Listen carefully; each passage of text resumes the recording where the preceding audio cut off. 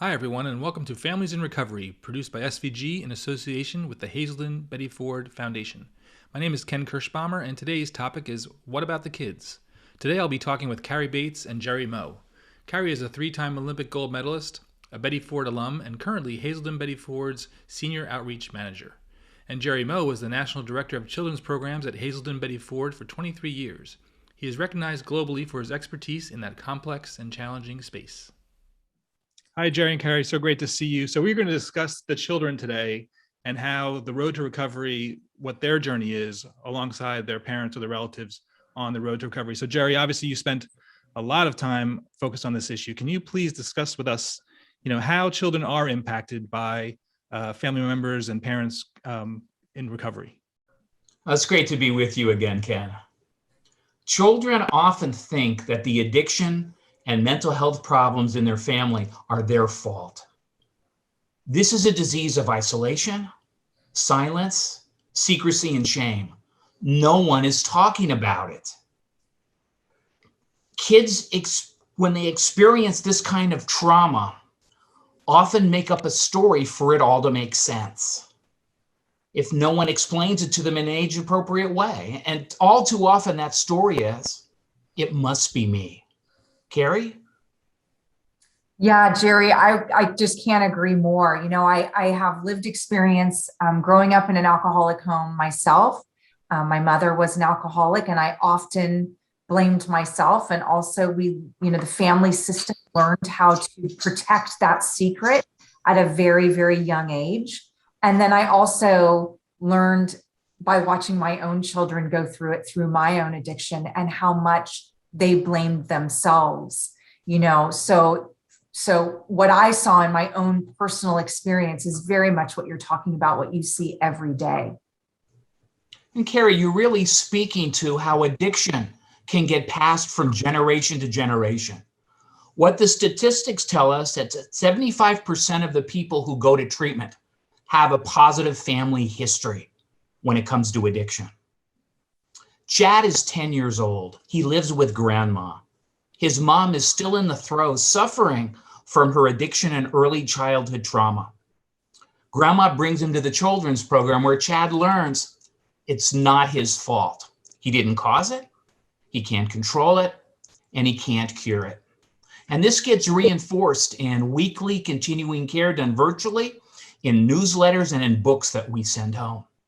This past September, here in the Valley, kids all went back to school in person. And there's Chad sitting with the three best friends at lunch. And the discussion turns to the sleepover birthday party at Jackson's house on Saturday night.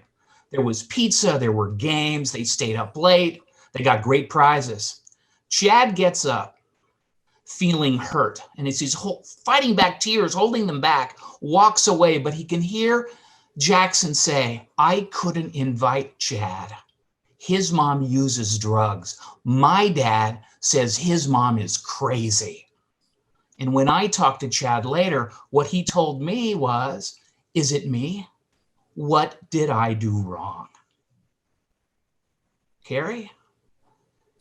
Jerry, I so appreciate you talking about the genetic predisposition, because that's something as a kid and as a young adult, I certainly didn't know, because that generation didn't talk about that. I had no idea that I had the same blood running through my veins as the many members of my family that have struggled with addiction did. And I certainly didn't know that it was something that I could pass along to my children. But the hope that you talk about, that I just love, I love to talk about the hope and the promise of recovery, because the recovery process is not just for us as the sick person, but it spreads to our family. I always say to my daughters, it's not just my recovery, it's our recovery, because they have their own recovery too. So for both of you, Jerry, maybe you can start as far as how the Hazelden Betty Ford children's programs, can you guys both give an overview from your perspectives of how that can make a difference for children and for the parents? Be glad to, Ken. Carrie really capsulized it perfectly. No one in her family was talking about the addiction. So in the Hazelden Betty Ford Children's Program, we teach kids about what it is. We use words like trapped and hooked and stuck to personify what addiction is. We teach every boy and girl, and think about Chad, that here's the mom that he adores, and here's the disease that takes control of her life. And he mostly sees the disease, not his mom. How to separate those two. Even in our work with Sesame Street, for younger boys and girls, 5, 6, 7, and 8, the definition that we worked months on was this, that addiction is a sickness of the brain. People think they need alcohol and drugs to be okay, and yet when they use them, they don't act like themselves. And people need treatment to get better. And Carrie's family says it all. It's not just addiction that runs in family. Recovery and healing runs in families too. Carrie? Yeah, and ultimately, the hope for me is that I've been able to stop the family process in our family, that my daughters won't be subject to it because they have their eyes wide open. The resources that are offered within Hazelden Betty Ford not only help the kids realize that they're not responsible for it, but it also helps them understand that there is hope of recovery. Those resources had to impact my children in a way where they fully could understand that they also aren't alone. We as the addict and alcoholic are often the ones that feel that we're alone. But what we don't realize is our children feel so isolated and alone as well, because that's what this disease does to everyone that we know and love. So Carrie, can you talk a little bit more about the process for the children and how they get involved with this program? Because it's not only open to people who are children of people going through HBF's program, correct? Correct. That's one of the beauties of the program being taken virtually a couple of years ago because of COVID, is that we are able to reach so many more children today, because before it was on one of our campuses, at one of our residential campuses, and so parents could come, but not all the kids could come and afford it and be able to take that time away from school and such.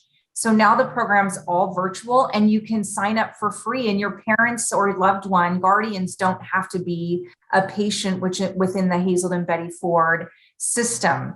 And so really that the resources are really all on our website at www.hazeldenbettyford.org. And from there, you can find the children's program, and the counselors within that program and the directors can really help hold your hand and guide you through what your kids are going to learn through that process. And what I would add is the Surgeon General's report from a few years ago told us that only 1 out of 10 people who need substance use disorder treatment get it at any one time. And sometimes the family is ready to heal before their loved one is ready to seek treatment. So we want to fight this disease in every conceivable possible way. And the children's program, being open to all kids who are growing up with addiction, is the way we do that.